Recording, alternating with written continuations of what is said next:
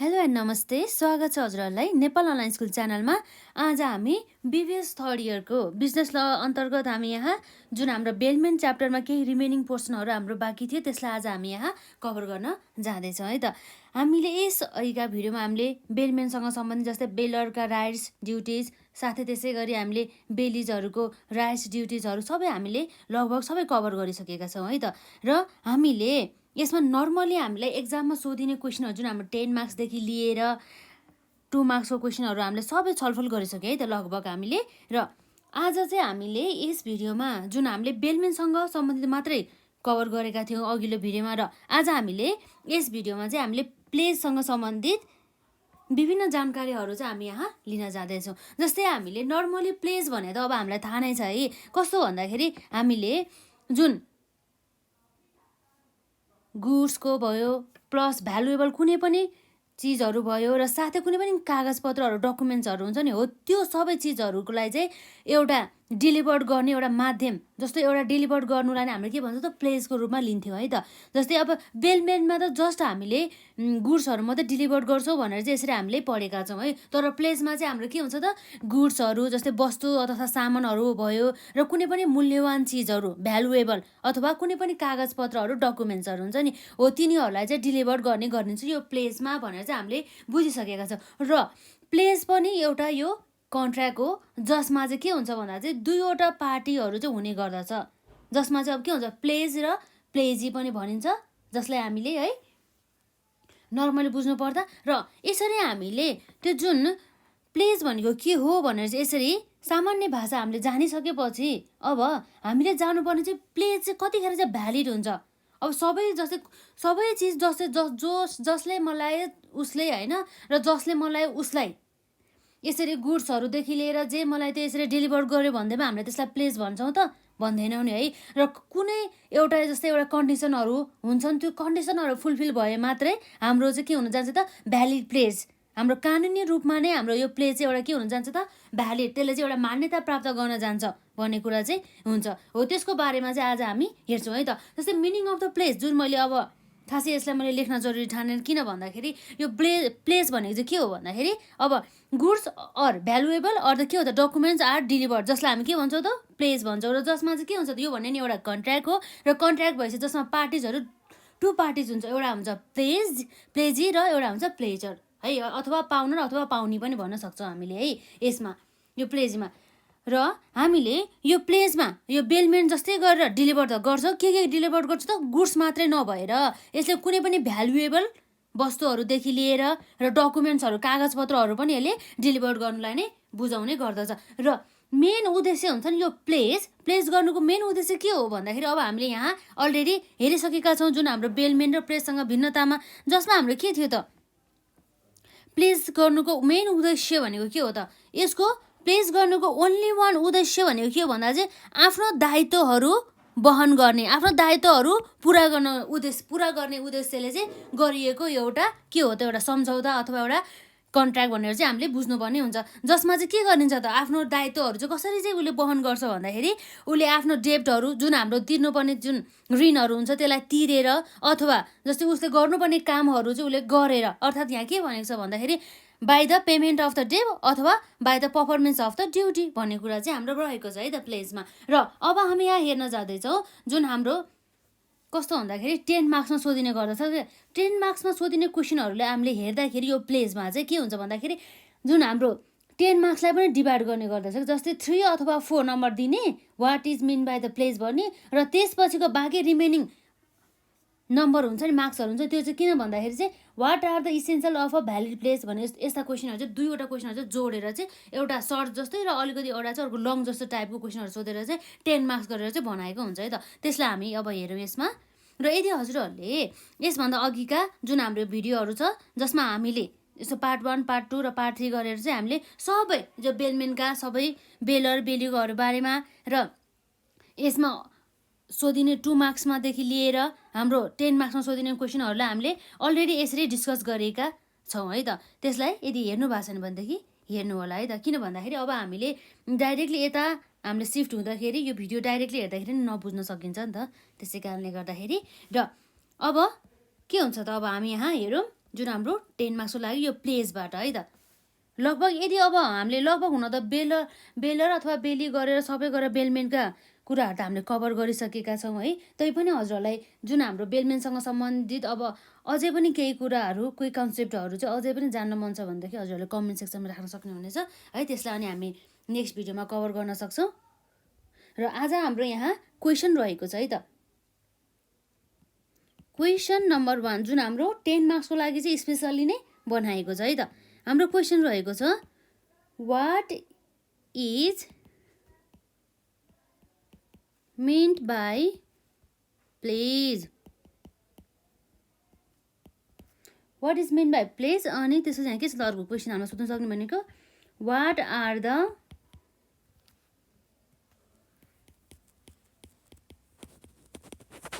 essential of a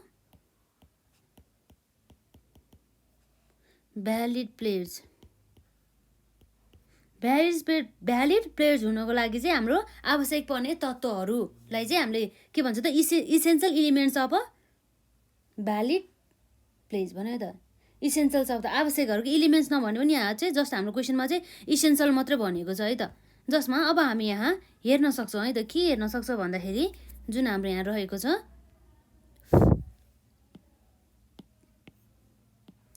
र यहाँ हाम्रो जुन हाम्रो what is mean by the pledge जुन हाम्रो एक्जाममा चाहिँ कस्तो भन्दाखेरि 2 मार्क्स अथवा 3 मार्क्स अर 4 मार्क्स है।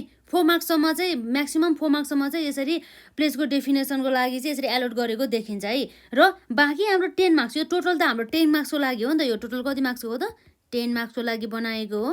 र यसरी 10 मार्क्सको लागि बनाएको मध्ये अब हाम्रो 4 मार्क्स त यो प्लेजको डेफिनेसन दिनेमै जाने भयो। र बाँकी रिमेनिङ हाम्रो 6 मार्क्स है यसरी चाहिँ एलोट गरिन्छ। 6 मार्क्स चाहिँ के दिनुभयो त essential of the valid pledge है। भ्यालिड प्लेज हुनको लागि चाहिँ आवश्यक पर्ने कुराहरू जसको बारेमा चाहिँ अब हामी यहाँ हेर्छौँ है त। र प्लेजको डेफिनेसन चाहिँ मैले भनिनँ है। नर्मली हामीले बुझिसकेका छौँ। र अब हाम्रो के हुन्छ त कुनै पनि प्लेज जसलाई चाहिँ के हुन्छ त जुन चाहिँ भ्यालिड हुनु पर्यो। जस्तो कसैले गुड्सहरू डेलिभर गर्दैमा अथवा कसैले केही कुराहरू डेलिभर गर्दैमा अब हामीले यसो भन्न मिल्छ त यो चाहिँ अब हाम्रो पक्कै पनि प्लेज नै हो यो चाहिँ प्लेज नै हो भनेर मान्न मिल्छ त मिल्दैन। त्यसको लागि चाहिँ अब हामीले गुड्स डेलिभर जसलाई गर्छौँ नि अथवा कुनै पनि भ्यालुएबल डकुमेन्ट्सहरूदेखि लिएर कुनै पनि अमूल्य वस्तुहरू यसरी डेलिभर गर्ने बेलामा चाहिँ त्यो डेलिभर गर्ने बेला चाहिँ यो ओनर चाहिँ यो जुन हामीले डेलिभर गर्न लाग्छ नि त्यो वस्तुको त्यसको ओनर को हो भनेर चाहिँ हामीले चाहिँ थाहा हुनुपर्ने हुन्छ। यदि हामीले ओनर को हो भनेर चाहिँ हामीले स्पेसल्ली नै होइन थाहा भएन भनेदेखि त्यस्तो अवस्थामा यो चाहिँ हामीले चाहिँ यसलाई भ्यालिड प्लेज यसलाई चाहिँ प्लेज भन्न हामीले चाहिँ मिल्दैन भन्ने कुरा चाहिँ भयो। जस्तै हाम्रो यहाँ essential elements of the valid प्लेजमा नम्बर 1 मा हाम्रो रहेको छ। अब हामी यहाँ लेख्न सक्छौँ नि त इसेन्सियल्स अफ भ्यालिड प्लेज जसमा हाम्रो नम्बर 1 मा के छ त यहाँ प्लेजर अथवा पाउनर। जस्तै हामीले प्लेजरलाई के भनिरहेछ पाउनर जसले चाहिँ यो गुड्सहरूदेखि लिएर अब हाम्रो भ्यालुएबल चिजहरू यो जुन प्लेजमा चाहिँ डेलिभर गर्ने मान्छेलाई चाहिँ हामी के भन्छौँ त प्लेजर है भन्नुहुन्छ। जस्तै हाम्रो यहाँ प्लेजर अथवा pawnor must be the owner of the goods. यो जुन प्लेजर अथवा पाउनर जसले चाहिँ गुड्स डेलिभर गर्न लागेको हो नि हो त्यो डेलिभर गर्ने व्यक्ति के हुन्छ उसको चाहिँ त्यो जे डेलिभर गर्न लागेको हो नि हो त्यसको चाहिँ ओनर चाहिँ ऊ आफै हुनुपर्छ अरे के। ओनर आफैले नै त्यो गुड्स चाहिँ डेलिभर गरेको हुनु परेर। जस्तै ओनर चाहिँ अर्कै त्यो गुड्सको तर यो डेलिभर गर्ने पर्सन फरक भयो भनेदेखि यस्तो अवस्थामा चाहिँ भ्यालिड प्लेज चाहिँ हुन जाँदैन भन्ने कुरा चाहिँ यहाँ रहेको छ है त। पाउनर मस्ट बी द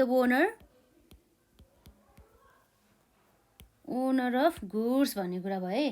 जस्तै यहाँ के भनेको छ त a pledge to be a valid the pawnor must be the owner of the goods in a pledge the pawnee in the case of the default of the pawnor can sell the goods भनेको छ है। Therefore where the pledge by the non owner the rights or the properties of the true owner may be affected by acts of the other person भन्ने कुरा भयो। यस्तो अवस्थामा के हुनुपर्ने रहेछ यो प्लेजमा चाहिँ यदि यो प्लेजर अथवा पाउनरले यदि आफ्नो गुड्स नै डेलिभर गर्नुपर्ने हुन्छ। यदि गरेन भनेदेखि त्यस्तो अवस्थामा चाहिँ यो चाहिँ के भएन त, भ्यालिड प्लेज चाहिँ हुन गएन भनेको छ है त। यो प्लेजमा चाहिँ के हुन्छ भन्दा चाहिँ पाउनेले चाहिँ के गर्छ अरे भन्दाखेरि पाउने चाहिँ के गर्ने अधिकार, पाउनेसँग चाहिँ कस्तो अधिकार, पाउने अर्थात् हाम्रो के हो त, प्लेजी भनिन्छ कि त्यसलाई होइन। प्लेजर भनेको चाहिँ हाम्रो के भयो त, पाउनर भयो। जस्तै हाम्रो प्लेजर अथवा पाउनर भयो, जसले चाहिँ गुड्स अथवा कुनै पनि भ्यालुएबल चिजहरूदेखि लिएर कागजपत्रहरू चाहिँ उसले चाहिँ डेलिभर गर्ने काम गर्ने गर्दछ। जुन चाहिँ त्यो जुन उसले डेलिभर गरेको हुन्छ नि, हो डेलिभर गरिएका सबै वस्तुदेखि लिएर सबै अमूल्य कागजपत्रहरूदेखि अमूल्य वस्तुहरू सबै चाहिँ कसको चाहिँ ओनरसिपमा हुनुपर्छ, जसले डेलिभर गर्न लाग्यो त्यसैको नाम हुनुपर्छ। अर्थात् प्लेजर अथवा पाउनरकै नाममा चाहिँ त्यो गुड्स चाहिँ हुनुपर्छ। ओनर अफ द गुड्स भने चाहिँ ओनर को हुनु पर्यो त, must be pledger or the pawnor भन्ने कुरा चाहिँ भयो। र कस्तो भन्छ भन्दाखेरि चाहिँ अब यदि पाउनर हुन्छ नि, जुन यो प्लेजर अथवा पाउनर, यो जुन ओनर अफ द गुड्स हो, यो जुन गुड्सको चाहिँ ओनर छ नि, मालिक छ नि, हो उनीहरूले चाहिँ यदि पेमेन्टमा चाहिँ डिफल्ट गर्यो भनेदेखि, अर्थात् उनीहरूले चाहिँ दिएन भनेदेखि समय अवधिमा, निश्चित समय अवधिमा अथवा रिजनेबल टाइम अवधिभित्रमा उनीहरूले चाहिँ पेमेन्ट गरेन भनेदेखि त्यस्तो अवस्थामा यो प्लेजर अथवा पाउनरले के गरेछ त भन्दाखेरि, प्लेजर अथवा पाउनरले चाहिँ यदि दिएन भनेदेखि यस्तो अवस्थामा पाउनी हुन्छ नि, जुन हाम्रो के हुन्छ त, पाउनी हुन्छ, जसलाई हामी के भन्छौँ, पाउनी अथवा प्लेजी भन्छौँ है त। पाउनर अथवा प्लेजी भन्छ त्यसलाई चाहिँ। र हाम्रो चाहिँ के हो त, प्लेजर अथवा पाउनर, यसलाई चाहिँ याद गर्नु होला। र यो प्लेजर भन्नु पनि एउटै हो र पाउनर भन्नु पनि एउटै हो है। र पाउनी भन्नु र प्लेजी भन्नु पनि एउटै हो। यो कुरा चाहिँ हामीलाई के हुनुपर्छ त, थाहा हुनुपर्ने हुन्छ है त यसमा हामीले। र यसै गरी अब हामीले यहाँ अर्को कुरा के बुझ्नुपर्छ भन्दा चाहिँ, यसरी यो प्लेजर अथवा पाउनरले अब उनीहरूले आफ्नो दायित्वहरू जुन हुन्छ नि पेमेन्टमा, उनीहरूको दायित्व के हुन्छ त, पे गर्नुपर्ने हुन्छ। यो मस्ट त यो प्लेज किन गरिन्छ भन्दा चाहिँ उनीहरूले चाहिँ आफ्नो दायित्व वहन गर्नको लागि, आफ्नो दायित्वहरू चाहिँ उसले चाहिँ के गर्नको लागि त, परिपूर्ति गर्नको लागि है। अर्थात् यसले चाहिँ आफ्नो दायित्वहरू चाहिँ के गर्नको लागि त, फुलफिल गर्नको लागि चाहिँ यसरी चाहिँ प्लेज गरेको हुन्छ। त्यस्तो अवस्थामा उसले समय अवधिमा यसरी पेमेन्ट गरिएन, उसले आफ्नो दायित्व नै वहन गर्न भनेदेखि अब त्यस्तो अवस्थामा यो जुन पाउने अथवा प्लेजरले के गर्छ त, जुन यो गुड्सलाई के गर्ने भयो त, उसले सेल गर्न पाउने भयो। उसले चाहिँ यो गुड्सलाई सेल गर्न पाउने अधिकार चाहिँ उसँग हुन्छ भनेर चाहिँ यति यो पोइन्टले चाहिँ गर्छ है त। र यति यो पोइन्ट बुझेपछि अब हाम्रो नेक्स्ट इसेन्सियल्स रहेको छ, जसमा नम्बर 2 मा रहेको छ goods documents or valuable can be delivered to the पाउने। यस्तो हो। अब के हो भन्दाखेरि हाम्रो नर्मली यो प्लेज हुन्छ नि, यो प्लेज किन गरिन्छ त भन्दाखेरि अब हामीले अघि बुझे अनुसार त उसले आफ्नो दायित्व वहन गर्नको लागि, जुन प्लेजर अथवा जुन हाम्रो पाउनर रहेको थियो नि, उसले आफ्नो दायित्व वहन गर्नको लागि, आफ्नो दायित्व पुरा गर्नको लागि चाहिँ प्लेज चाहिँ गर्ने गरिन्छ। हो त्यस्तो अवस्थामा उसले अब मैले चाहिँ प्लेज गरेँ है भनेर यतिकै मात्र भएन नि त होइन। हो त्यस्तो अवस्थामा उसले मस्ट बी जुनसुकै उसले त्यो प्लेजमा जुन हुन्छ नि, गुड्स राख्नलाई हो कि गुड्स डेलिभर गरेर गर्ने हो कि डकुमेन्ट्स दिने हो कि कुनै पनि अब मूल्यवान चिजहरू दिने हो कि, हो त्यस्तो अवस्थामा चाहिँ त्यो जेमा जे सब्जेक्ट म्याटर छ नि प्लेजको सब्जेक्ट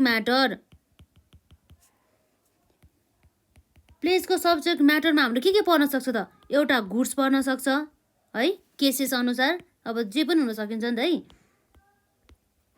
गुड्स हो कि अथवा अब हाम्रो डकुमेन्ट्स हो कि अथवा अब कुनै पनि हाम्रो भ्यालुएबल चिजहरू हो कि है। यसरी चाहिँ हाम्रो सब्जेक्ट म्याटर, प्लेजको चाहिँ हाम्रो सब्जेक्ट म्याटर अन्तर्गत चाहिँ एउटा गुड्स, अर्को डकुमेन्ट्स, अर्को भ्यालुएबल चिजहरू चाहिँ पर्ने गर्दछ। हो यो सब्जेक्ट म्याटर चाहिँ मस्ट बी चाहिँ यो जुन हाम्रो प्लेजर अथवा पाउनर हुन्छ नि, उसले चाहिँ यो चाहिँ डेलिभर गर्नु पर्यो कसलाई त भन्दा चाहिँ पाउनीलाई, अर्थात् हाम्रो प्लेजीलाई। यो चाहिँ कहिले गर्नु पर्यो त, मस्ट बी के गर्नु पर्यो, must be delivered by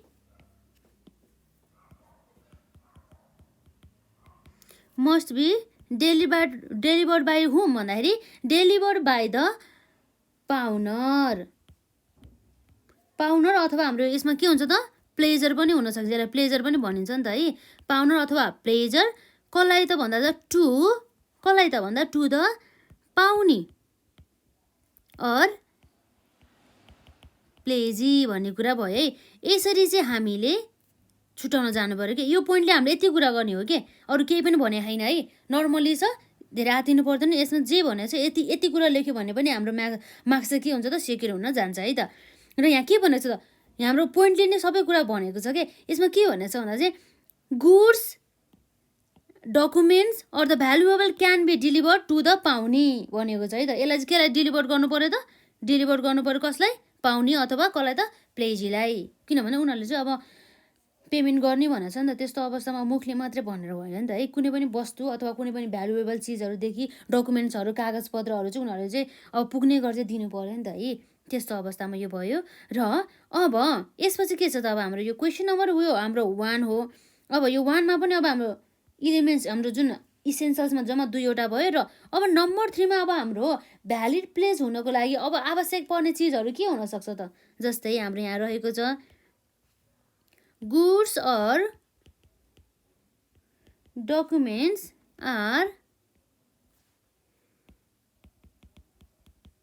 delivered as a security for the repayment of a debt or performance of a duty। अर्थात् हामीले अलरेडी हामीले डिस्कस गरिसकेको छ है। यो प्लेज चाहिँ किन, यो प्लेज गर्नुको मेन उद्देश्य भनेको चाहिँ के हो भन्दा चाहिँ ओन्ली एउटा उद्देश्य छ, ओन्ली वान पर्पोजेस छ। त्यो पर्पोजेस भनेको के हो भन्दा चाहिँ उसले चाहिँ आफ्नो दायित्व, उसले आफ्नो ड्युटीहरू चाहिँ वहन गर्नको लागि, जुन उसले दायित्व वहन गर्नुपर्छ हुन्छ त। दायित्व वहन गर्नुपर्ने कस्तो हुन्छ भन्दाखेरि उसले अब कुनै पनि एमाउन्ट तिर्नुपर्ने हुन्छ कि अथवा कुनै पनि कामहरू चाहिँ उसले गर्नुपर्ने हुन्छ नि त। हो, त्यो काम गरेर अथवा उसले पेमेन्ट गरेर चाहिँ आफ्नो दायित्व वहन गर्नुपर्ने भएको कारणले गर्दा चाहिँ त्यो उद्देश्यले चाहिँ अब के गरेको हुन्छ त, प्लेज चाहिँ गरिएको हुन्छ। हो, त्यस्तो अवस्थामा जुन हाम्रो यो गुड्स अथवा डकुमेन्ट्स, जुन हाम्रो वस्तु अथवा जुन कागजपत्रहरू चाहिँ किन डेलिभर्ड गरिन्छ भन्दा चाहिँ as a security for the repayment of the डेब्ट or the performance of the duty. त्यो चाहिँ अब हामीले चाहिँ यति अवधिमा चाहिँ एज अ धितो भन्छ नि, धितो सेक्युरिटी भनेको यसमा चाहिँ हामीले धितो भनेर बुझ्नुपर्ने हुन्छ है नर्मली है। धितोको रूपमा चाहिँ कुनै पनि वस्तु अथवा कुनै पनि डकुमेन्ट्सहरूलाई चाहिँ धितोमा राख्ने, र त्यो अब धितोमा राखेपछि अब आफूले सर्टेन अवधिपछि चाहिँ म यदि पैसा चाहिँ पेमेन्ट गर्छु अथवा मैले यो काम गर्छु भनेर चाहिँ यसरी चाहिँ धितोमा राखेर चाहिँ उनीहरूले चाहिँ गर्न सकिन्छ है त प्लेज। यति भने हो, यसमा खासै केही पनि छैन। जस्तै अब हामीले अब यो जुन हाम्रो 3 नम्बर पोइन्ट अनुसार नै अब जस्तै नर्मली के हुन्छ भन्दाखेरि अब ब्याङ्कबाट लोन लिने बेलामा के हुन्छ त, ब्याङ्कबाट लोन लिने बेलामा जस्तै ह्युज एमाउन्टको लोन छ जुन हाम्रो लङ टर्म टाइपको छ भनेदेखि त्यस्तो अवस्थामा त्यसै ब्याङ्कले हाम्रो लोन दिन्छ त एज अ भनौँ न, अब मलाई चाहिँ लोन दिनु पर्यो यसरी चाहिँ भनेर दिँदैन नि। हो, त्यस्तो अवस्थामा उसले चाहिँ एज अ कोल्याट्रल अथवा एज अ सेक्युरिटी धितो चाहिँ उसले माग्छ नि त होइन। हो, त्यस्तै अवस्थामा चाहिँ हामीले यसलाई पनि भन्न सकिन्छ कि अब ब्याङ्कले पनि राख्ने भनेको कुनै पनि अब जस्तै सुनहरूदेखि लिएर वस्तुमा पर्ने भयो नि त, भ्यालुएबल चिजहरू भयो यो भनेको, अथवा कुनै पनि कागजपत्रहरू जस्तै अब हाम्रो जग्गा छ भनेदेखि लाल पूर्जाहरू हुन सकिन्छ है। त्यस्तो लाल पूर्जाहरूदेखि लिएर यस्तो सुनहरू कुनै पनि अब हुन सकिन्छ नि त है। यस्तो धातुहरूलाई चाहिँ एज अ धितोको रूपमा राखेर चाहिँ उसले अब लोन प्रोभाइड गरेको हुन्छ नि त होइन। त्यो लोन प्रोभाइड गरेपछि सर्टेन अवधि टाइम फुलफिल भएपछि उसले अब जुन लोन लिने मान्छे हुन्छ, जुन लोन लिनेले चाहिँ के गर्नुपर्छ त, हो उसले चाहिँ अब इन्स्टलमेन्ट एमाउन्टदेखि लिएर प्रिन्सिपल एमाउन्ट प्लस इन्ट्रेस्टहरू चाहिँ उसले चाहिँ के गर्नुपर्ने त, वहन गर्नुपर्ने हुन्छ है। नर्मली यसमै यही भनेको। र यसपछि हाम्रो रहेको छ नम्बर 4मा, जसमा हाम्रो के रहेको छ त, रिटर्नमेन्ट अफ द गुड्स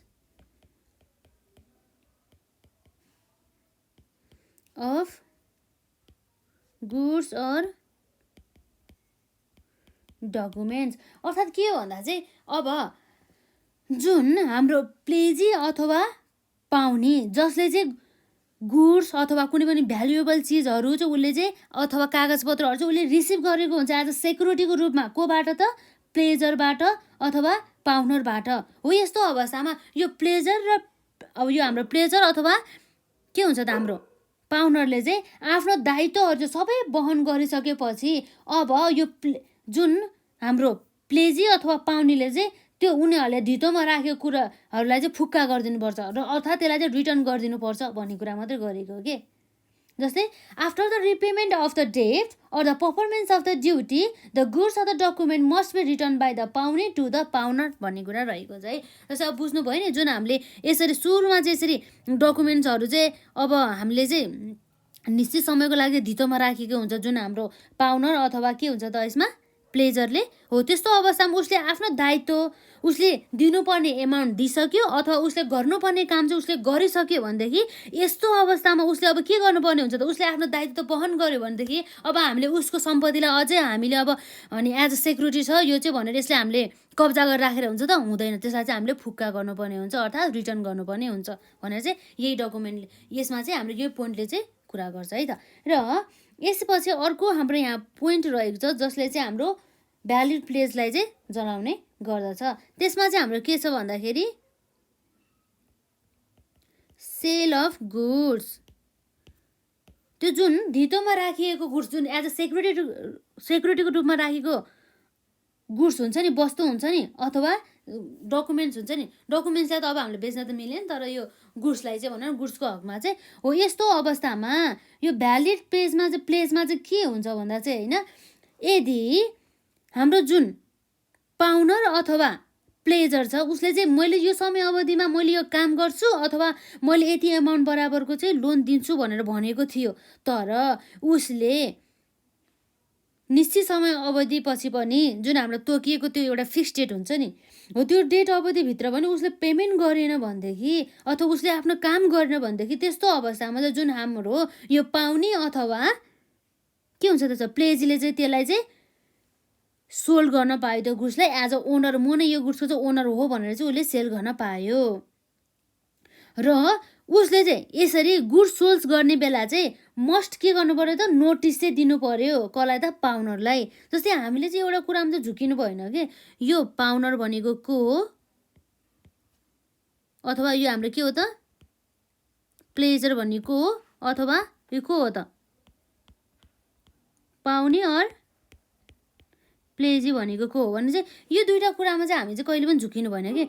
यो पाउनर अथवा प्लेजर भनेको अर्थ चाहिँ के हो भन्दा चाहिँ जसले चाहिँ अब गुड्स अथवा डकुमेन्ट चाहिँ डेलिभर गर्छ कसलाई, पाउने अथवा प्लेजीलाई। किन भन्दा चाहिँ उनीहरूले चाहिँ एज अ सेक्युरिटीको रूपमा चाहिँ प्रोभाइड गरेको हुन्छ, म निश्चित समय अवधिपछि म यति बराबरको म पेमेन्ट गर्छु अथवा चाहिँ उसले के भन्छ त मलाई चाहिँ यति अमाउन्ट बराबरको चाहिँ काम गर्छु यति अवधिभित्र भनेर चाहिँ गरेको हुन्छ। अनि यदि उसले यो पाउनर अथवा यो प्लेजरले भनेको अवधिमा उसले पेमेन्ट गरेन अथवा काम नै गरेन भनेदेखि त्यस्तो अवस्थामा जुन उसले धितोको रूपमा जुन गुड्सहरूदेखि लिएर डकुमेन्ट्सहरू भ्यालुएबल चिजहरू उसले डेलिभर गरेको थियो, त्यो डेलिभर गरेको गुड्सलाई चाहिँ यो पाउने अथवा प्लेजीले चाहिँ म चाहिँ यो गुड्सको ओनर हो भनेर चाहिँ उसले चाहिँ के गर्न पायो त, सेल गर्न पायो है। र यसरी सेल गर्नु ठ्याक्कै सेल गर्ने बेला चाहिँ यो नोटिस प्रोभाइड गर्नु पर्यो कसलाई त, यो जुन हाम्रो पाउनर अथवा प्लेजरलाई है त, के हो त उसले नोटिस प्रोभाइड गर्नु पर्यो है त। अब हामीले चाहिँ यस्तो यस्तो डिफल्ट भएको कारणले गर्दाखेरि हजुरहरूले पेमेन्ट गर्नको लागि डिफल्ट भएको कारणले गर्दा अथवा अब के हुन सकिन्छ उसहरूले चाहिँ अब काम चाहिँ समय अवधिमा गरेन भनेदेखि त्यस्तो अवस्थामा चाहिँ अब उसहरूले के गर्छ नोटिस दिएर चाहिँ सेल गर्न पायो है त, यस्तै हो कि। अब यसपछि अर्को हाम्रो लास्ट भ्यालिड इलिमेन्ट्स रहेको छ है त, नम्बर 6मा रहेको छ। यसमा के भनेको छ भन्दाखेरि चाहिँ एउटा creation of rights and duties, अर्थात् हामीलाई नर्मलै थाहा नै छ है। यसमा के हुने भयो त, दुईवटा पार्टिज हुने भयो, एउटा के हो त एउटा पाउनर अथवा प्लेजर, अर्को भनेको पाउने अथवा प्लेजी। जुन दुईवटा पार्टिज रहेको छ त्यो पार्टिजको पनि यसको पनि आफ्नै राइट्स पनि रहेको छ र उसको आफ्नो ड्युटिज पनि रहेको छ है त, आफ्नो अधिकार पनि र आफ्नो दायित्व पनि रहेको छ। त्यसै गरी यहाँ हाम्रो पाउने र प्लेजीको पनि के हुन्छ त, उसको पनि राइट्स उसको पनि अधिकार पनि हुन्छ र अर्को के पनि हुन सकिन्छ त ड्युटिज पनि हुने गरिन्छ है, अधिकार पनि हुन्छ, साथसाथै दायित्व पनि हुने गरिदिन्छ हो। यसलाई नै कुरा गर्छ क्या। र यसरी यो जुन हाम्रो प्लेजमा चाहिँ प्लेजको कारणले गर्दा के हुनुपर्छ त, यो पनि एउटा कन्ट्र्याक्ट हो जसमा चाहिँ के हुनुपर्छ त, दुवै पक्ष बिच चाहिँ उनीहरूको एकअर्का बिच चाहिँ के हुन्छ त, राइट्स पनि हुन क्रिएट हुनु पर्यो र ड्युटिज पनि। उनीहरूको चाहिँ आफ्नै एरियाबाट है उनीहरू के हुनु पर्यो त, अधिकार पनि उनीहरूले पाउनु पर्यो र उनीहरूले पनि आफ्नो जिम्मेवारी पनि वहन गर्नु पर्यो भन्ने कुरा चाहिँ रहेको छ। अर्थात् a valid pledge creates different rights and the duties towards the pledger as well as the pledgee भन्ने कुरा भएको छ है त। दुवै पक्षको कुरा गरे हो कि उनीहरूको। अब हामीले त अब जुन बेलर बेली भने जस्तै गरेर उनीहरूको पनि आफ्नै अब दायित्व थियो, साथसाथै अधिकारहरू पनि थियो नि त होइन हो। त्यस्तै गरेर चाहिँ हाम्रो प्लेजर र जुन प्लेजी अथवा पाउनर अथवा पाउने बिच पनि यस्तो एकअर्का बिच चाहिँ दायित्व अथवा उत्तरदायित्व अधिकारहरू चाहिँ हुन सकिन्छ है। यस्तै भने हो कि। र अब हामीले हेऱ्यौँ नि त, अब नर्मली प्लेज भनेको त अब हामीले बुझिसक्यौँ है त। अब हाम्रो यो what are the essential of the valid pledge भनेपछि त्यसमा हामीले हेरिसकेका छौँ। नम्बर आईमा के थियो त यसमा, pledger or the pawnor must be the owner of the goods है। यसलाई बिर्सिनु भएन हजुरहरूले। र नम्बर 2 मा के भयो त, goods documents or the valuable can be delivered to the pawnee भन्ने कुरा भयो है।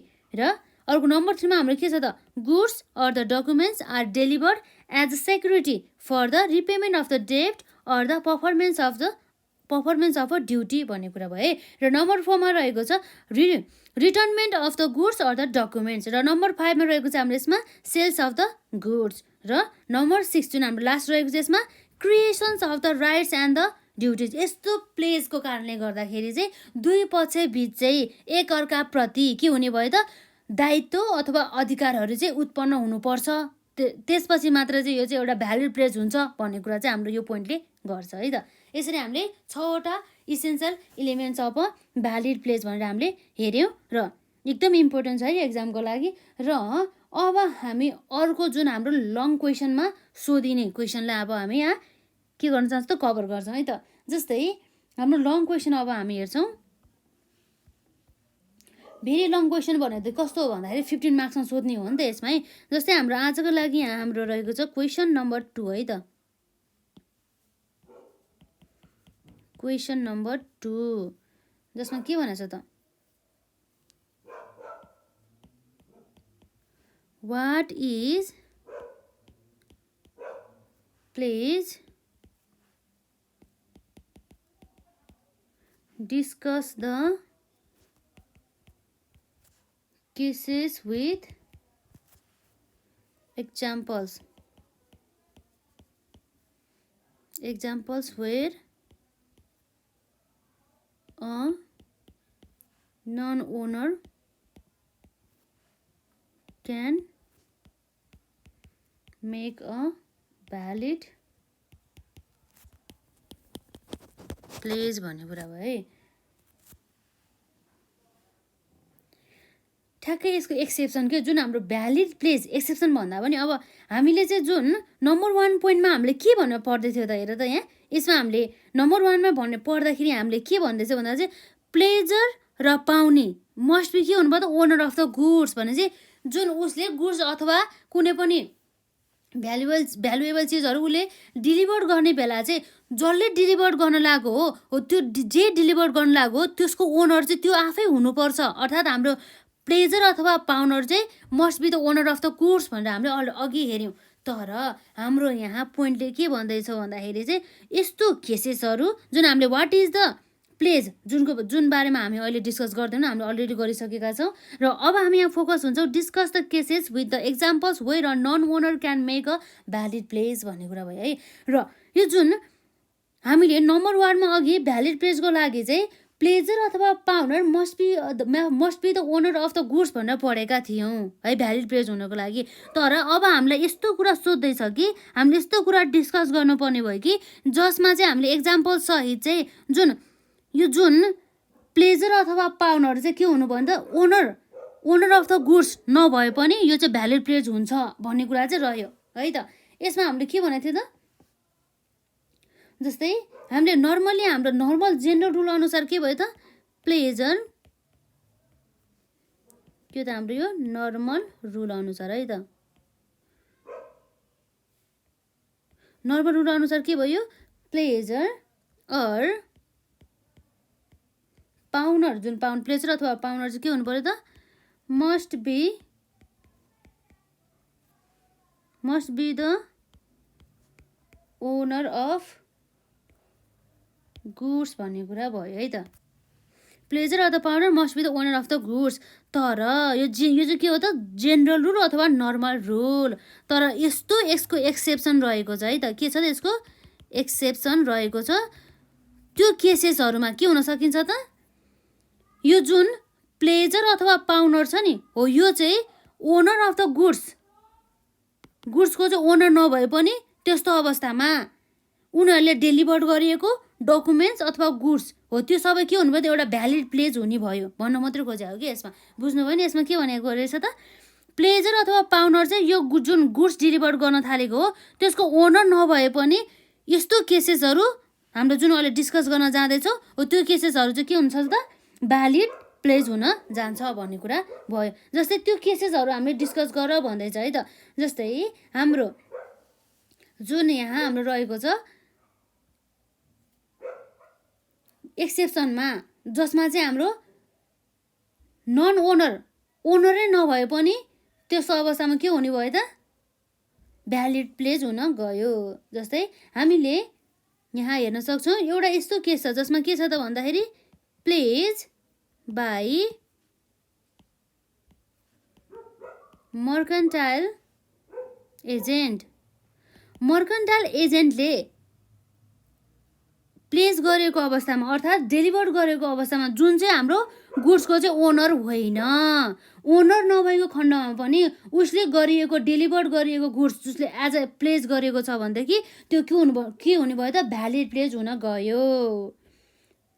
अब हामीले यहाँ लेख्न सक्छौँ कस्तो भन्दा चाहिँ where a mercantile agent is with the consent of the owner in the possession of the goods may placed by him when acting in the ordinary of the business of the mercantile agent is valid as if he were expressly authorized by the owner of the goods to make the same भन्ने कुरा भयो है।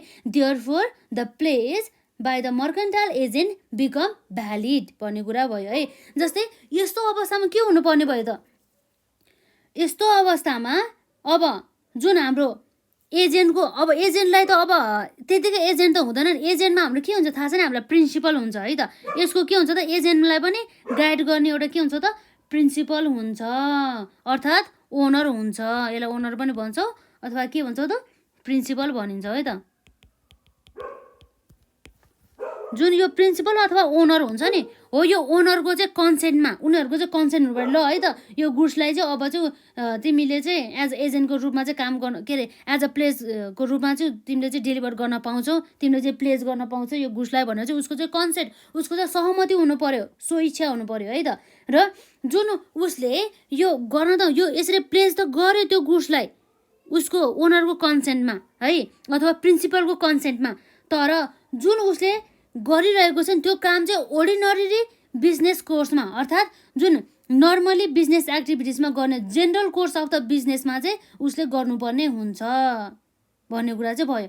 र साथै अर्को कस्तो कन्डिसनमा चाहिँ अब हामीले भ्यालिड मान्न सक्छौँ भन्दाखेरि जब हाम्रो प्लेजी अथवा पाउनेले चाहिँ के गर्छ भन्दा चाहिँ एक्ट गर्छ in a good faith without the knowledge of the defective title or the want of the authority of the mercantile agent भन्ने कुरा भयो। उसले चाहिँ जुन त्यो गुड्सलाई चाहिँ उसले एक्सेप्ट गरेको हुनु पर्यो केमा त भन्दाखेरि उसले एज अ गुड फेथमा। जस्तै उसलाई चाहिँ कसको बारेमा थाहा छैन भन्दाखेरि चाहिँ without the knowledge of the defective title or the want of the authority of the mercantile agent भन्ने कुरा चाहिँ यहाँ गरिएको छ। जुन कुरा चाहिँ हामीले अलरेडी डिस्कस गरेका छौँ जुन हाम्रो 2 मार्क्सको बेलामा है त। त्यसैले अहिले हामीले चाहिँ यो प्लेस बाई द मर्कन्टाइल एजेन्टमा जुन हाम्रो केसेसहरू थियो 3वटा त्यो केसेसहरूमा के थियो त the goods is in the possession of the mercantile agent with the consent of the owner. र नम्बर 2 मा रहेको छ the agent act in the general course of his business भन्ने कुरा भयो। र अर्को थर्ड कन्डिसन रहेको छ यस्तो कन्डिसन जसमा चाहिँ हाम्रो नन ओनरले अर्थात् हाम्रो मर्केन्टाइल एजेन्टले गरिएको प्लेज पनि के हुन गयो त भ्यालिड प्लेज हुन गयो। त्यो भनेको के हो त भन्दाखेरि the pledgee or the pawnee acts in a good faith without the knowledge of the defective title or the want of the authority of the mercantile agent भन्ने कुरा भयो। यो चाहिँ मैले लेखिनँ है, यो हामीले 2 मार्क्सको लागि जुन हामीले पढ्दाखेरि अलरेडी पढिसक्यो है त हामीले गर्दाखेरि है त यसमा, त्यसैले मैले लेखिनँ। र अर्को नम्बर 2 मा रहेको छ हाम्रो यसमा प्लेज बाई कसले त भन्दा यो पनि नन ओनर हो है त, pledge by a person in possession under a voidable contract भन्ने कुरा भयो।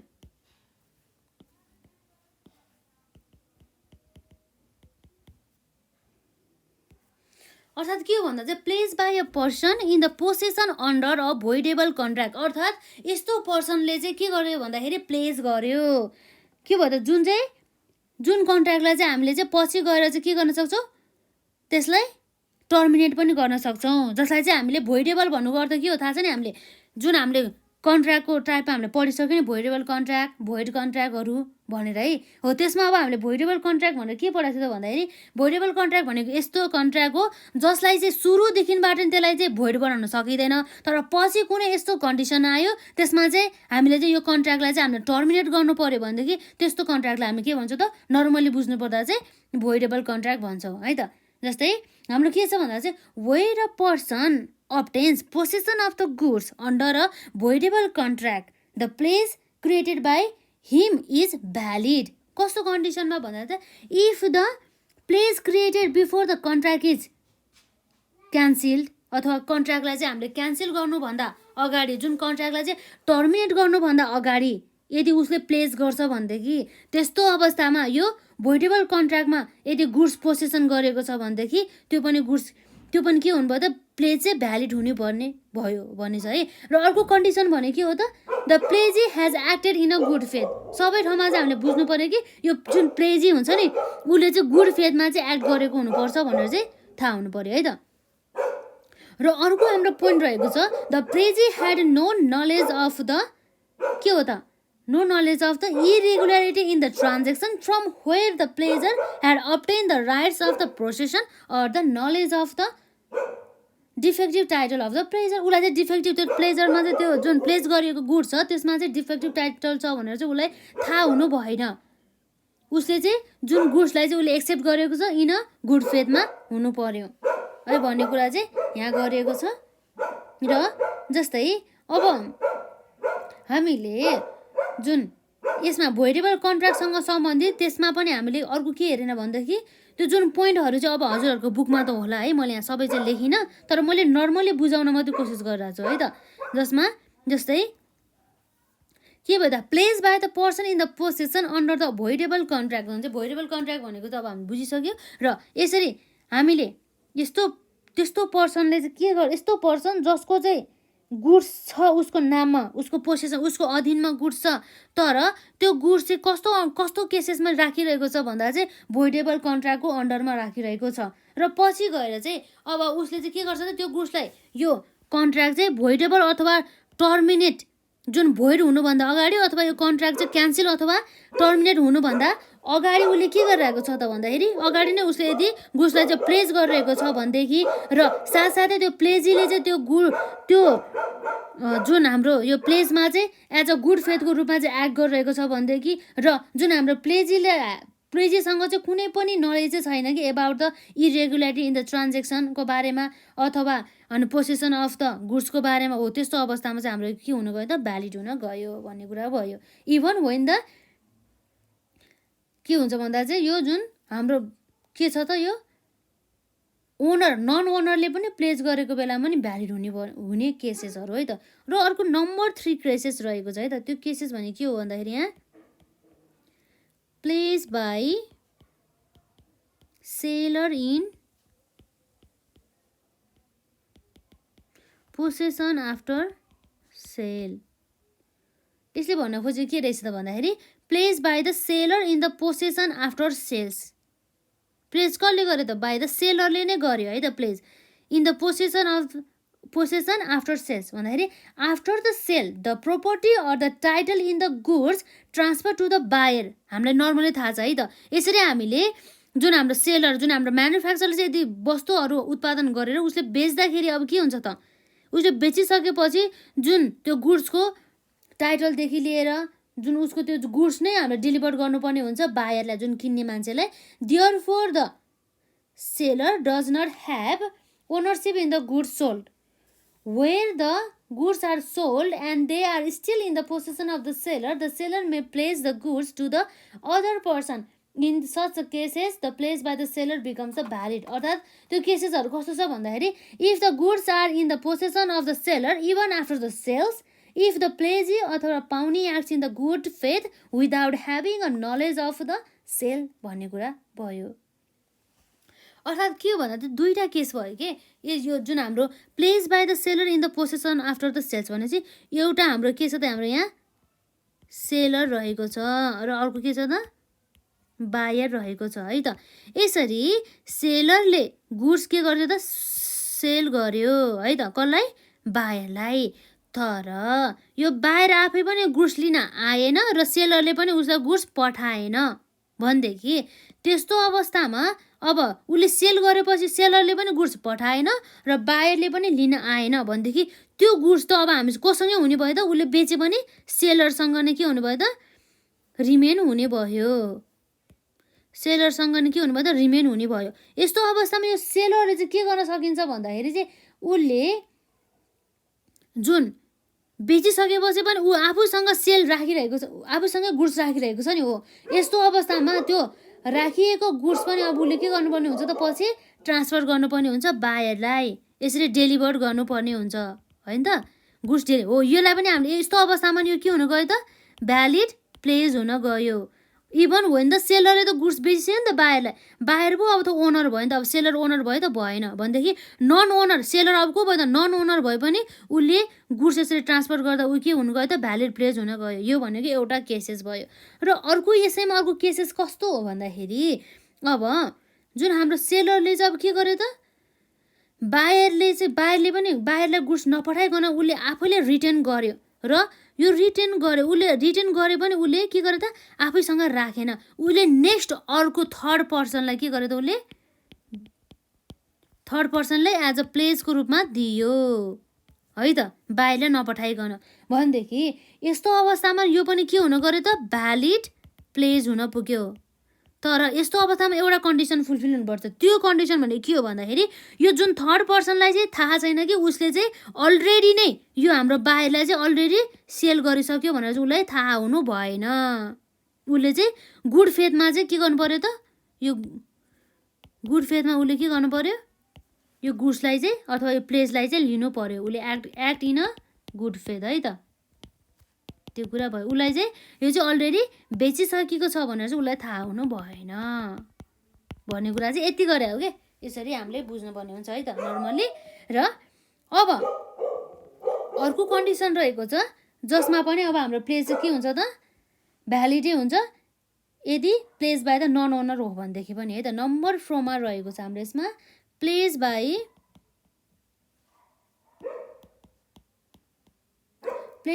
Buyer before sale. सेल गर्नुभन्दा अगाडि नै के गर्यो त? प्लेज गर्यो। कसले त? बायरले भनेको छ है। Where there is an agreement to the sale the property in the goods does not transfer but the buyer may take the possession of the goods. In such a case, if the buyer in the possession of the goods before sale pledges the goods and the pledgee receives the goods without having a knowledge of the truth fact, the pledge is treated as a valid भन्ने कुरा भयो। यसको अर्थ के हो भन्दाखेरि अब हाम्रो यहाँ दुईवटा पार्टी रहेको छ। एउटा के हो त? एउटा हो सेलर र अर्को के हो त? बायर। र उसले यो जुन सेलरले चाहिँ अब के गर्दैछ भन्दा चाहिँ सेलर र बायर बिच एउटा के हुँदैछ त? एग्रिमेन्ट हुँदैछ। अब चाहिँ के भन्दाखेरि सेल गर्ने है त, एग्रिमेन्ट टु सेल, सेल गर्ने भनेर एग्रिमेन्ट गर्यो। तर अब एक्ज्याक्टली वास्तवमा चाहिँ गुड्स चाहिँ सेल भएको छैन। के भएको छैन त? सेल भएको छैन। तर यो सेलरको जुन गुड्स चाहिँ के भयो त, बायरले के गरेर लग्यो, गुड्स चाहिँ लगेर गयो।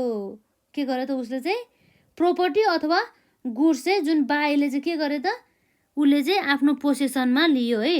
टेक द पोसेसन भन्ने कुरा भयो है त। उसले चाहिँ आफ्नो अधीनमा चाहिँ उसले किन्ने भनेको गुड्स चाहिँ उसले सेलै नभइकन, यो सेलरले सेलै नगरिकन उसले आफ्नो लग्यो गुड्स। र उसले यो जुन लगिएको गुड्स थियो है, यो लगेको गुड्सले उसले चाहिँ फेरि अर्को थर्ड पर्सनसँग गएर उसले के गर्यो त, त्यो गुड्स चाहिँ यो थर्ड पर्सनलाई डेलिभर गरिदियो। अर्थात् उसले प्लेस गर्यो त्यो गुड्सलाई है। प्लेस गर्यो भनेदेखि त्यस्तो अवस्थामा यो थर्ड पर्सनले चाहिँ होइन, जुन प्लेस गरेको हुन्छ नि, यो बायर र थर्ड पर्सन बिच भएको यो जुन प्लेस छ नि हो, यो चाहिँ के हुन पुग्यो त, भ्यालिड हुन पुग्यो। कस्तो अवस्थामा भ्यालिड हुन पुग्यो भन्दा चाहिँ जब कि यो थर्ड पार्टिजलाई थाहा छैन कि ट्रुथ अफ द फ्याक्ट भन्छ नि, उसले चाहिँ यो गुड्स चाहिँ साँच्ची नै किनेको छैन, उसले just agreement to the sale, just उसले चाहिँ यो जुन लिएर आएको गुड्सलाई चाहिँ उसले म पर्चेस गर्छु भनेर एग्रिमेन्ट मात्रै गरेको छ भनेर चाहिँ उसलाई थाहा छैन। उसले चाहिँ के सोचिरहेछ भन्दा चाहिँ यो जुन उसलाई प्लेस गरेको गुड्स चाहिँ यो बायरकै हो भनेर चाहिँ उसले चाहिँ बुझिरहेछ। तर वास्तवमा उसले बायरको गुड्स त होइन नि, सेलरको हो नि। कसरी भन्दाखेरि यो एक्ज्याक्ट यहाँ सेल त भएको छैन नि त हो, त्यस कारणले गर्दाखेरि हो। यस्तो बारेमा थाहा नभइकन यदि प्लेस गर्छ भनेदेखि यसलाई पनि हामीले के भनेर मान्न सक्छौँ त, भ्यालिड प्लेस भनेर मान्न सक्छौँ। यो भयो हाम्रो के भयो त, एउटा केसेस भयो है। यो अब अर्को छ हाम्रो नम्बर 5मा। र नम्बर 5मा हामीलाई के भन्दैछ त, pledge by joint owner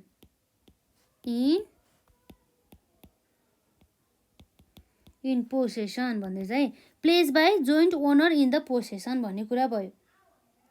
place कसले गर्यो त, joint owner in the possession भन्ने कुरा भयो। Where the goods are in the possession of the joint owner. Joint owner भने त बुझ्नुभयो नि, एउटै सम्पत्ति अथवा एउटै गुड्सहरू चाहिँ दुई अथवा दुईभन्दा व्यक्तिहरूको नाममा रहेको। ओनर चाहिँ दुई अथवा दुईभन्दा बढी चाहिँ ओनर भयो। एकल ओनर नभएर चाहिँ दुई वा दुईभन्दा बढी ओनरहरू भयो है। यो भनेको त्यो केस हो। त्यस्तो अवस्थामा के भयो भन्दाखेरि यहाँ रहेको छ, where the goods are possession of a joint owner with the consent of the other joint owner, the pledge make by him become valid if the pledgee had receive the goods in a good faith believing that he had right to pledge the goods by the consent of the other joint owner भन्ने कुरा भयो है। Normal छ, यसमा खासै केही छैन। अर्थात् के हो भन्दा चाहिँ जुन हाम्रो ओनर छ, एउटा ओनर भयो होइन, एउटा ओनरले चाहिँ प्लेस गर्यो अर्को पर्सनलाई, के गर्यो उसले प्लेस गर्यो, जुन उसको त्यो सबैको नाममा रहेको सम्पत्तिले चाहिँ उसले चाहिँ मेरै नाममा मात्रै छ भनेर चाहिँ उसले के गर्यो त, प्लेस गर्यो। अथवा मेरै नाममा भयो भने मेरो नाममा अथवा सबैको कन्सेन्टमा चाहिँ मैले चाहिँ गुड्स प्लेस गर्दैछु भनेर चाहिँ यो जुन हाम्रो बी रहेको छ त्यसलाई चाहिँ उसले प्लेस गर्यो। तर वास्तवमा त अरू ओनरहरूलाई त थाहा छैन अथवा अरू ओनरहरूले त मानेको छैन नि त होइन हो। त्यस्तो अवस्थामा पनि यो चाहिँ के हुनु गयो त, भ्यालिड हुन पुग्यो। तर यो बीले चाहिँ के सोचिरहेको हुनुपर्छ त, यो जुन प्लेजी अथवा पाउनेले चाहिँ यो चाहिँ गुड फेथमा चाहिँ उसले लिएको हो र सबै ओनरहरूको सहमति अनुसार नै यो गुड्स चाहिँ प्लेस भइरहेको छ भनेर चाहिँ मान्नु पर्यो। यो नर्मल केस है, खासै केही छैन यसमा। यो भनेको 5 भयो है। र अर्को हाम्रो यहाँ 6मा रहेको छ, pledge by finder of lost goods. यसको बारेमा मैले कुरा गरिनँ है त, किन भन्दाखेरि यस बारेमा हामीले अघिल्लो जुन हाम्रो 2 मार्क्सको क्वेसन गर्दाखेरि हामीले अलरेडी कुरा गरिसक्यो है त। Pledge by the finder of the lost goods अर्थात् हामीलाई थाहा छ नि त, जुन हाम्रो हराएको वस्तु भेटाउने व्यक्तिले चाहिँ यदि यो गुड्सलाई प्लेस गर्छ भन्दाखेरि यो पनि के हुन जान्छ, भ्यालिड हुन जान्छ। यति मात्रै बुझौँ यसमा। र यदि हजुरहरूले यसभन्दा अघिको भिडियो हेर्नु भएको छैन भने हेर्नु होला। त्यसमा हामीले यो pledge by the finder of the lost गुड्सदेखि लिएर यसमा हामीले अनि अर्को कुरा कभर गरेको भने प्लेस बाई द मर्केन्टाइल एजेन्टको पनि कुरा गरिसक्यो। र यसपछि अर्को हाम्रो यहाँ हुनसक्ने जुन हाम्रो पोइन्ट भनेको के हो भन्दाखेरि pledge by liquidator or official assignee or receiver भन्ने कुरा भयो है त। अर्थात् यहाँ के भनेको छ भन्दा चाहिँ at the time of the insolvency or the winding of a company a person is appointed call liquidator. त्यो हामीलाई थाहा छ नि, कुनै पनि कम्पनी यदि डिजल्भ अथवा त्यसलाई खारेज गर्ने अवस्थामा चाहिँ अब के गर्छ भन्दा चाहिँ एउटा लिक्विडेटर जसले चाहिँ के गर्छ भन्दाखेरि जुन हाम्रो सम्पत्तिहरूकोदेखि दायित्वहरूको चाहिँ भ्यालुएसन गर्ने काम गर्छ है, हो त्यसलाई चाहिँ हामीले के भन्छ त लिक्विडेटर भनेर मान्छौँ। र के भन्छ भन्दा चाहिँ लिक्विडेटर पनि भन्छौँ अथवा हामीले यसलाई अफिसियल असाइनी अथवा लिक्विडेटर पनि भन्छौँ अथवा रिसिभर पनि हामी यसलाई भन्न सक्छौँ है त। जस्तै जसले चाहिँ के गर्छ भन्दा चाहिँ यो कम्पनीको चाहिँ आउनुपर्ने एमाउन्टहरूदेखि लिएर सम्पत्तिहरूलाई बेच्ने र अमाउन्टहरू कलेक्ट गर्ने चाहिँ उनीहरूसँग चाहिँ आफ्नो अधिकार रहेको हुन्छ। जस्तै उसले चाहिँ कुनै पनि प्रपर्टीहरूलाई चाहिँ जुन यो कम्पनीको नाममा रहेको प्रपर्टीहरूलाई चाहिँ उसले चाहिँ प्लेस गर्न सकिन्छ भन्ने कुरा रहेको है। त्यसरी यदि प्लेस गरेको छ भनेदेखि त्यो चाहिँ भ्यालिड र इफेक्टिभ हुन्छ भन्ने कुरा चाहिँ भन्छ है। जस्ट यति मात्र रहेको छ, यसमा खासै केही भनेको छैन है। र यसमा हामीले हेरेको भने के हो त हाम्रो यसमा pledge by the non owner make a valid प्लेसको बारेमा चाहिँ हामीले हेऱ्यौँ है त। जस्तै हामीले वाट इज अ प्लेस भनेर त हामीले अलरेडी डिस्कस गरिसकेका छौँ है। Discuss the cases with the examples where a non owner can make a valid pledge भन्ने कुरा भयो है। र यसमा नर्मलमा हाम्रो के हुनुपर्ने त प्लेजर अथवा पाउनरले चाहिँ के गर्नु पर्छ must be the owner of the goods हुनु पऱ्यो है। र यसको एक्सेप्सनको रूपमा चाहिँ हामीले हेऱ्यौँ नम्बर 1 मा pledge by the mercantile agent, number 2 मा pledge by a person in the procession under the voidable contract, र नम्बर 3 मा रहेको छ pledge by the seller in the possession after the sale भन्ने कुरा भयो। र अर्को हाम्रो हुन सक्ने भने के हो त pledge by buyer before sale, र अर्को के हो त pledge by joint owner in the possession, र नम्बर 6 मा pledge by finder of the lost goods, र नम्बर 7 मा pledge by liquidator or the official assignee or the receiver भन्ने कुरा चाहिँ भयो। यसरी चाहिँ यो हाम्रो चाहिँ एकदम इम्पोर्टेन्ट क्वेसन जुन हाम्रो एक्जाममा रहेको छ। जस्तै अब हाम्रो अर्को के पनि हुन सकिन्छ भन्दाखेरि जस्तै अब यो प्लेसको क्यारेक्टरिस्टिक्सहरूको बारेमा हामीलाई थाहा हुनु पर्यो, र साथै हाम्रो राइट्स अफ द पाउनर अथवा ड्युटिज अफ द पाउनर र राइट्स अफ द पाउने अथवा ड्युटिज अफ द पाउनेको बारेमा हामीलाई थाहा हुनु पर्यो है। त्यो बारेमा चाहिँ हामी नेक्स्ट भिडियोमा चर्चा गर्छौँ। आजलाई चाहिँ हामी यति नै गर्छौँ है। एकदमै इम्पोर्टेन्ट छ है यो पनि हाम्रो एक्जामको लागि। यसलाई सबै मजाले कभर गरेर पढ्नु होला।